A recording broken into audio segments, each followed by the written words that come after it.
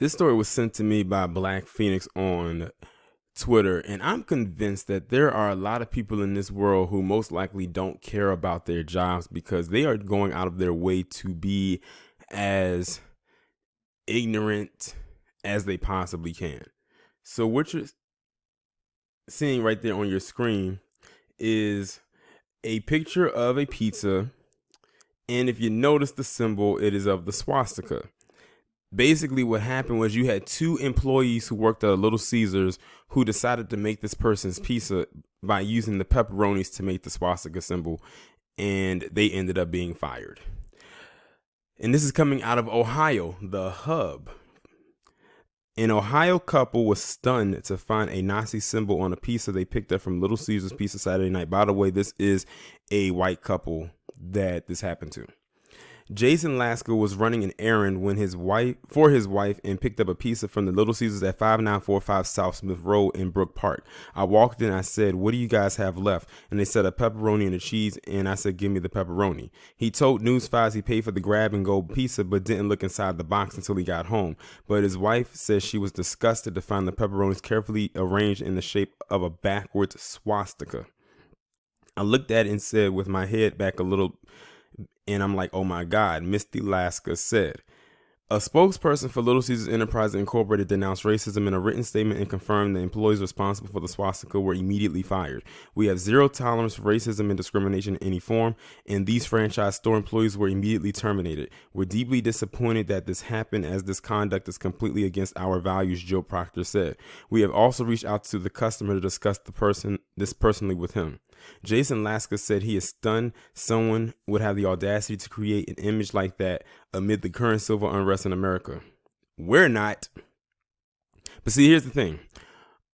This happened to a white couple. If this was to happen to a black couple, they wouldn't so hopefully be so surprised, but you'll be surprised how many black people will still be shocked by this.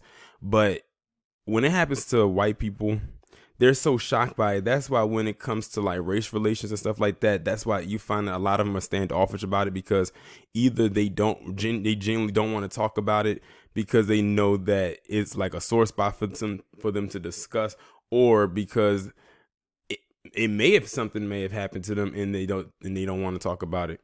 But race relations discussing with a white person versus talking about it with a black person is like two different streets. It's two different avenues. These are the kind of things that are continuing to fuel the hate and the confusion that exists in the country and in the world. He added that he was contacted by both. He would see this as a joke. And that's another thing that PC does so well, is they will try to mask racism as a joke. Another reason why many of them don't understand how racism works, or they do, but because many of them perpetuate it, it's always a joke from them because they're not on the receiving end of it until it happens to them, and then it's no longer a laughing matter. It's no longer a joke.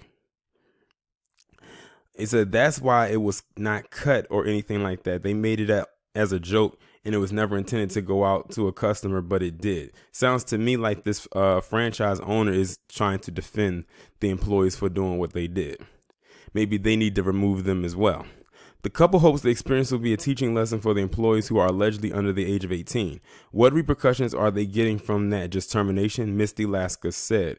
When they can just go right down the street and find another job? They told News 5 they chose to share their experience to encourage others to learn the history and hateful symbolism behind the Nazi slogan. Even in a joking manner, it's absolutely unacceptable. Misty Lasker, who was the first to discover the hateful prank, encourages others to speak up when they hear or see people committing racist acts. We're trying to get rid of racism.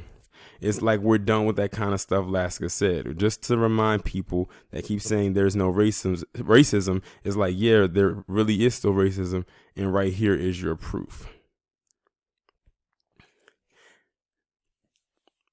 I'm not shocked in the least bit that this actually did happen, but the fact that they tried to mask this as a joke is a joke in and of itself. Like, racism is not something that you play around with. That's not something to be taken as a joke. But they would prefer it to be a joke so we wouldn't be so quote unquote sensitive about it, or that it would prevent us from calling them out on bad behavior.